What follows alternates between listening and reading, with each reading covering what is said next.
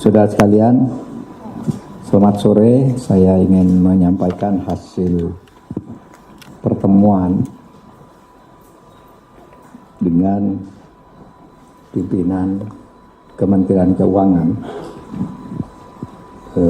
untuk mendapat penjelasan dari saya dan memberi penjelasan kepada saya terkait dengan isu transaksi mencurigakan karena pencucian uang, dugaan pencucian uang yang melibatkan sekitar 647 orang pegawai di Kementerian Keuangan sejak tahun 2009 sampai 2023. Sudah dibicarakan karena sebenarnya yang pertama itu saya dengan Menteri Keuangan itu sangat dekat, punya semangat yang sama, kalau tidak bisa dibilang sama persis ya, hampir sama.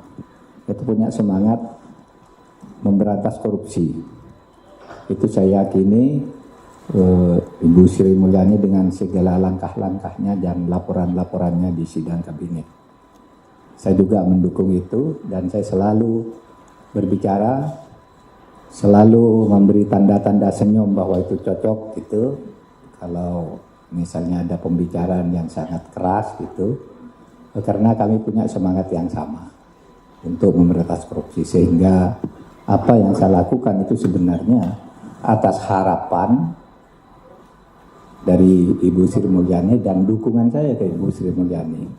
Nah, untuk itu maka saya jelaskan seperti berikut.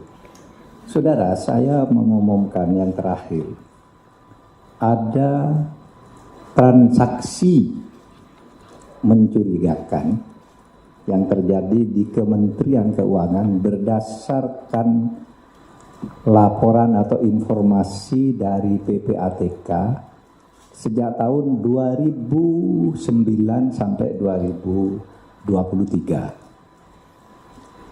Saya katakan transaksi yang mencurigakan sebagai tindakan atau tindak pidana pencucian uang.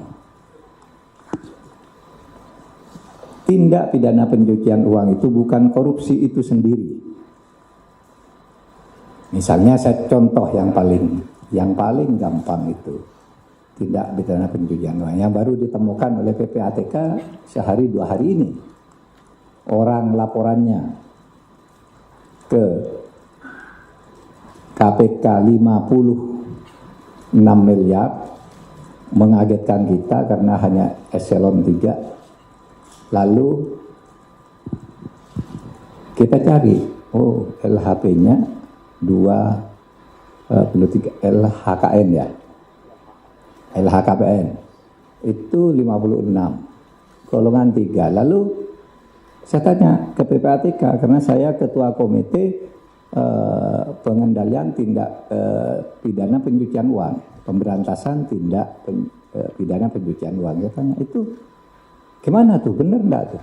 Lalu dibuka, Pak, ini ada surat tahun 2013. Kami sudah temukan indikasinya bahwa yang bersangkutan diindikasikan melakukan tindak pidana pencucian uang. Gitu. Nah, sudah itu diteliti lagi, besoknya ditemu ternyata 500 miliar. Nah, saudara, yang mungkin korupsinya itu sendiri sedikit. Ya, mungkin 10 miliar atau berapa gitu. Tetapi pencucian uangnya yang banyak. Kalau dia menerima uang misalnya korupsi 10 miliar karena gratifikasi, kan itu lalu kalau di dalam ilmu intelijen keuangan itu adalah di belakang dia anaknya punya rekening berapa, punya perusahaan berapa, uangnya dari mana, istrinya kekayaannya apa, kok sampai punya 6 perusahaan dan macam-macam gitu. Nah, itu yang di dalam undang-undang kita supaya dikonstruksi dalam hukum tindak pidana pencucian uang. Sehingga kalau disimpulkan di Kementerian Keuangan itu memang benar ada masalah-masalah ini, tetapi tidak semuanya benar. Malah benarnya kalau dikaitkan dengan korupsi, itu yang dilakukan oleh Kementerian Keuangan itu sudah berhasil mengembalikan 7,08 triliun dari korupsi, dari kasus-kasus itu. Yang lain ada yang masih berjalan, ada yang sudah divonis oleh pengadilan, ada yang ya masih berproses, ada yang belum terlaporkan dan sebagainya. Nah, itu yang diumumkan ke publik oleh Menko Polhukam, tetapi ingat Menko Polhukam tidak pernah menyebut nama orang dan angka untuk setiap rekening. Misalnya orang saya korupsi, lalu di belakang saya ini ada istri saya punya emas 2 ton, terus anak saya punya showroom, anak saya lagi yang satu. Nah, yang begitu itu yang diduga tindak pencucian uang karena korupsi saya itu tadi, yang beranak pinak gitu. Itu cara menghitung di intelijen keuangan. Itu juga yang saya lakukan ketika membongkar kasus Papua. Kalau dicari korupsi aslinya mana? Tidak ada, tapi kita tahu, bisa dicari itu di belakangnya. Nah, itu ketemu, ambil gitu. Nah, saudara sekalian, oleh sebab itu saya tadi sudah mendapat penjelasan dari Bapak Suhasil Nazara, Wakil Menteri Keuangan, Bapak Irjen, Bapak Sekjen Pak Heru, Bapak Irjen Pak Iwan, Pak Awan, dan saya didamping oleh Pak Sugeng Deputi 3. Nah, saudara sekalian, kenapa kami mempersoalkan itu? Karena ada Inpres nomor 2 tahun 2017.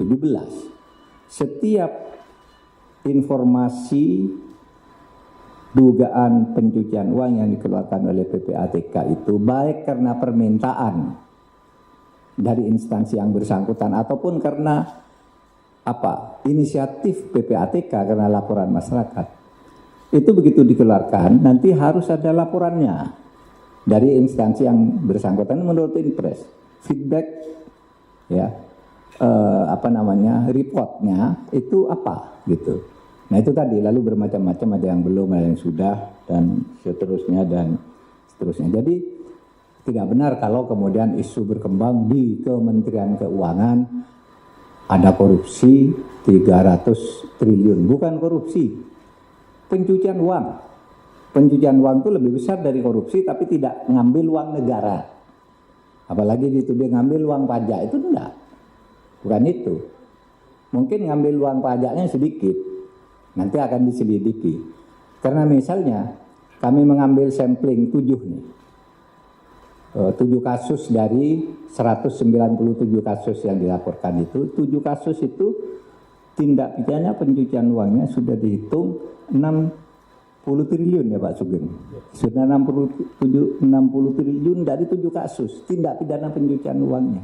Dan selama ini kita tidak pernah mengkonstruksi kasus pencucian uang itu, padahal kita punya undang-undang. Hanya ada 1, 2, 3 lah ya orang dihukum karena pencucian uang, padahal itu jauh lebih besar dari korupsi. Korupsi itu terkait dengan anggaran negara yang dicuri. Oleh Kementerian Keuangan sudah berhasil dikembalikan 7,08 triliun. Nah, yang pencucian uangnya yang 300-an ini akan kita tindak lanjuti. Oleh sebab itu, nanti saya tadi berpikir, saudara, kalau misalnya ada permintaan ke kementerian untuk diselidiki tindak pencucian uang, kan terus saya harus kasihkan ke aparat penegak hukum, KPK atau kejaksaan atau polisi. Nah, saya berpikir nanti masa undang siapa yang membawa ini, kalau dalam sebulan tidak ada perkembangan saya ambil, saya pindah, karena saling ngambil sendiri nggak bisa. Gitu. Begitu masuk ke satu, lalu diolah sendiri, dinikmati sendiri, tidak jalan, tidak boleh pindah ke aparat lain. Itu salah satu penyebab macet. Nanti kita akan panggil, kok sekian lama tidak ada perkembangan, pindah dari misalnya kejaksaan ke KPK. Jadi berdasar kesepakatan aja di sini antar pimpinan. Kalau menunggu undang-undang itu dibuat, ya tidak selesai lagi, kita kesulitan lagi untuk menyelesaikannya. Saya kira itu, saudara, dari saya tadi sama Kementerian Keuangan. Saya sebenarnya mau jumpa pers dengan saudara ini bersama Bu Sri Mulyani. Tapi Bu Sri Mulyani baru mendarat dari Jogja, saya baru menjabat dari Denpasar. Sementara besok lusa saya sudah harus ke Australia lagi. Sudah disepakati bersama Pak Wamen saja bahwa kita membangun komitmen hari ini. Ya. Oke, saya kira itu penjelasan saya.